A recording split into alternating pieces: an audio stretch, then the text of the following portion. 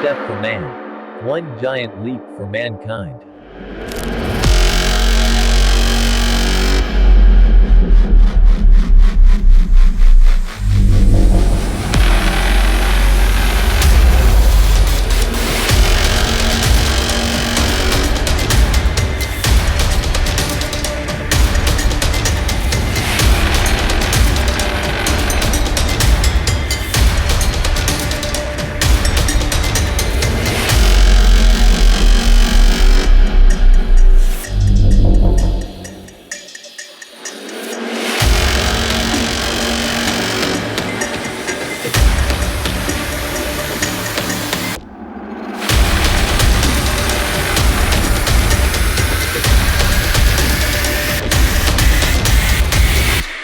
For your approval. A starship, Captain. A symbol of freedom and exploration.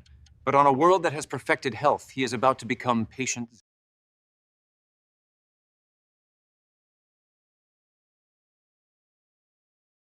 On screen, the image that appeared was not of a thriving world, but of a ghost. Cities stood silent, their grand structures like tombstones. There were no lights, no movement, no life.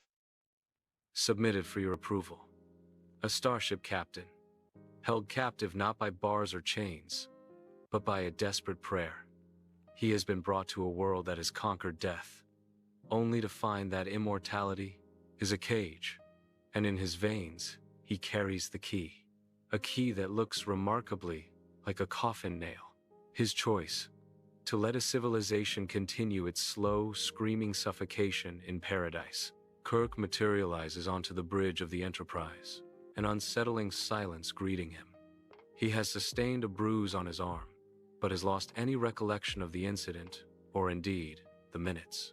While speaking to Spock via a video screen, the High Council's ambassador, Hodin, denies responsibility for the loss of the captain, suggesting that the Enterprise's equipment must be faulty. Captain, welcome to our truth. Your body is the solution to our perfect, living hell. You carry a pathogen, vegan choriomeningitis, that will grant us the peace of death. We do not ask your permission. We require your biology. You'd use me to kill billions? That's genocide. Kirk's fingers dance across the control panels, but they remain cold and unresponsive, deepening his unease. Our world is a paradise, Hodin explained, his voice heavy with a terrible irony. We have eliminated disease, aging, death itself. But in our triumph, we created a cage, billions upon billions billions of souls, packed together, immortal, with no escape. We live, but we do not have lives. Odona looked down, the truth of his words a visible weight upon her. I volunteered, Jim, to expire, to free them. But you must choose. We studied your records, Captain. The vegan choriomeningitis you contracted. To you, a memory. To us, a miracle. Choose. Option A. Refuse, and billions endure this eternity of torment, no room to live, think, or die. Option B. Agree, and I become a pawn in your mass, unaliving, guilty of their blood. This is no choice, it's a nightmare. A nightmare we've lived for centuries. Your decision shapes our fate, Hodin declares. A growing sense of dread washes over him as he calls out into the void. Spock? Anyone? Kirk strides through the deserted corridor of the Enterprise, his footsteps echoing ominously in the unsettling. Uhura tells Spock that Starfleet wants him to go through diplomatic channels, the Federation, but that the department she has been referred to, the Bureau of Treaties, has, of course, no treaties. He clutches his arm, a dark bruise, now getting bigger, marring his skin, a painful mystery he cannot place. His voice, etched with concern, pierces the quiet as he urgently calls out for his crew. Activating the comm screen, he demands, Spock, this is Kirk. Report. Only static answers. Then a broken voice whispers, Who are you? Kirk encounters a young woman wandering the empty corridors of the ship in an ecstasy of newfound personal space. O'Donnell gazes out at the star-filled expanse, her face reflecting awe and longing. Kirk watches her, his expression a mix of concern and unspoken questions. O'Donnell recalls her home, her voice soft. On Gideon, there is no space. Thousands pressed against me. I could hardly breathe. Kirk's brow furrows as he reveals his grim discovery.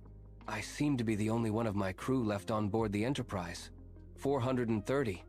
And I apparently am the only one left. After O'Donnell and Kirk toy with the idea of remaining alone aboard the Enterprise, Kirk decides he has to discover and contact whoever is manipulating them.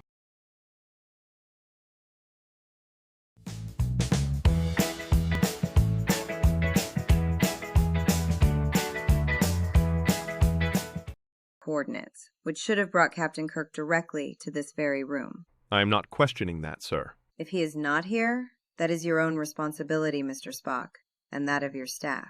I do not deny that, sir. I am not attempting to blame your personnel. We are glad to hear that. We shall enter it into the records of this most unfortunate event. Your Excellency, even with intricate machinery as delicately balanced as ours, there is still a margin for error which must be dealt with. It is possible that Captain Kirk materialized on some other part of Gideon. Let us hope it was on dry land.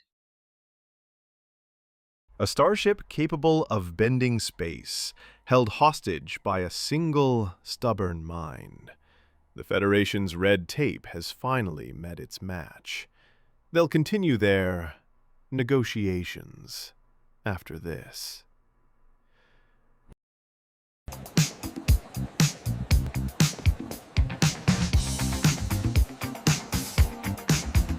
Built a paradise, Captain. A world without sickness, without death. Our greatest achievement became our prison. On screen, the image that appeared was not of a thriving world, but of a ghost. Cities stood silent, their grand structures like tombstones. There were no lights, no movement, no life.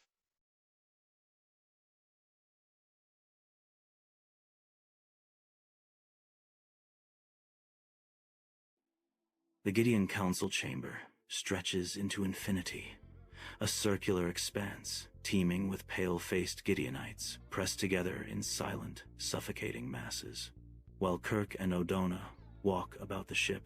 This bruise, I don't remember getting it. 9 minutes gone, like a dream I can't wake from. O'Donnell, a dream?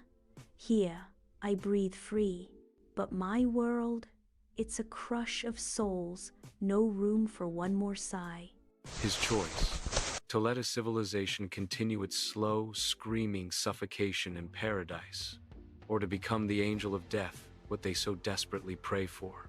He opens a viewport, which shows a ghostly apparition floods the stars.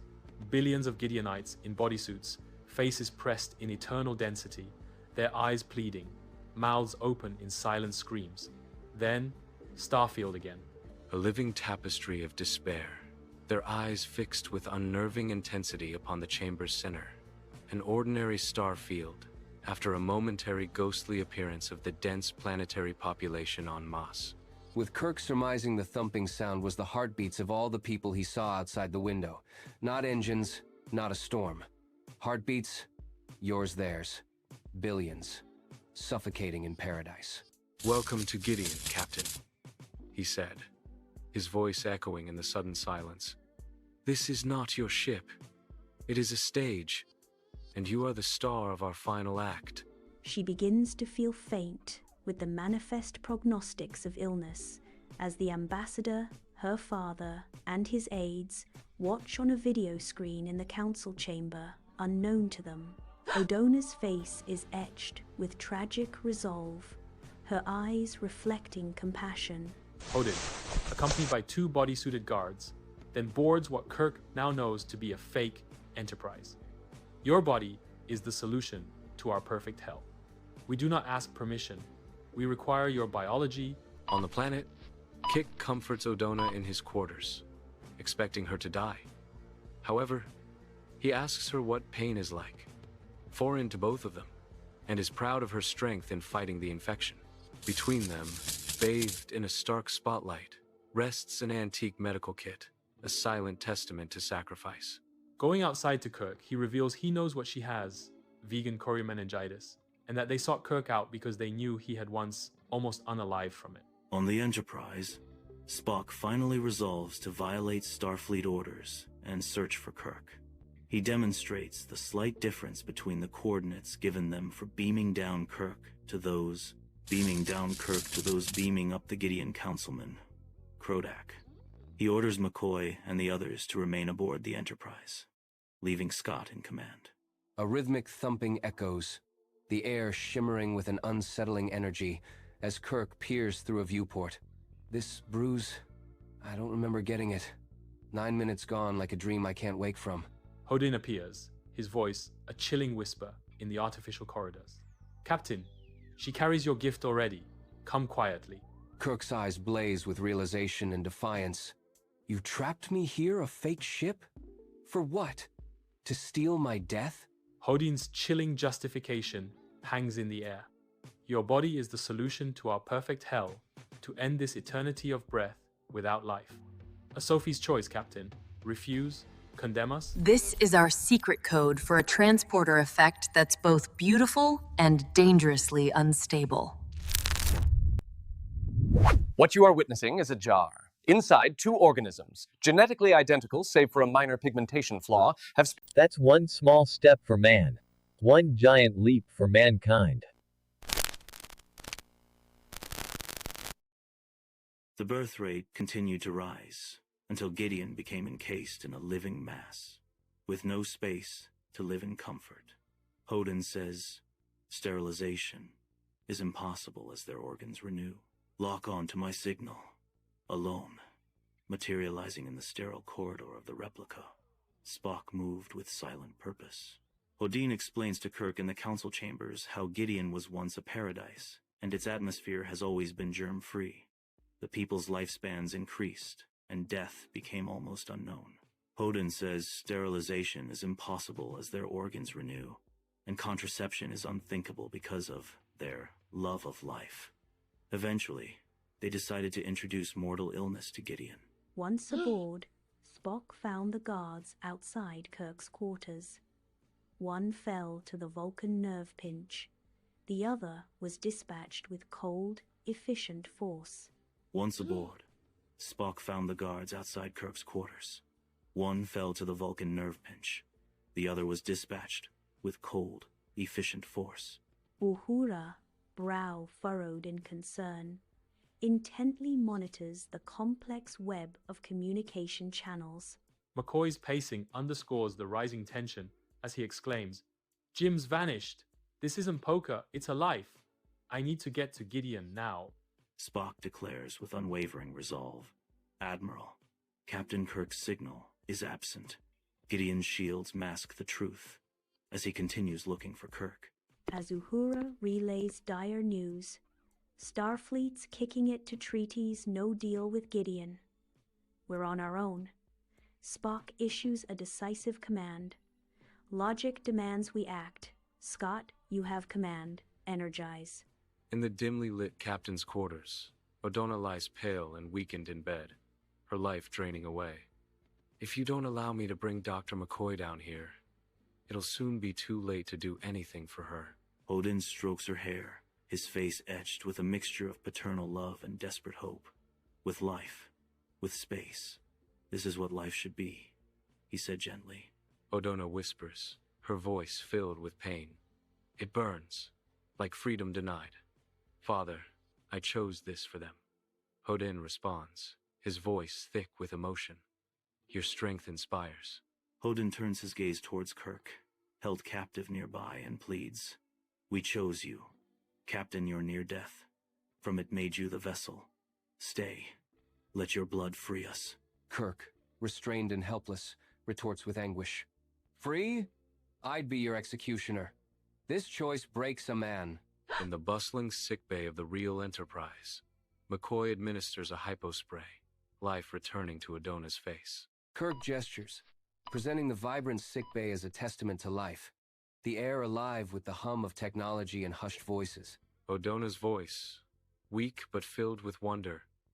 Real. Alive. Her plea hangs heavy in the air. Jim, come to Gideon. We'd make room for you. Kirk's resolute reply cuts through the sentimentality. Odona, your world needs change, not death. Fight for space to live, not die. Transporter control, prepare beam down. To Odona, go home. As Odona murmurs, one more. We could fit one more. Kirk urges, go home. Inspire them to mercy for the living. Hi everyone, welcome back to my channel. Today we're having an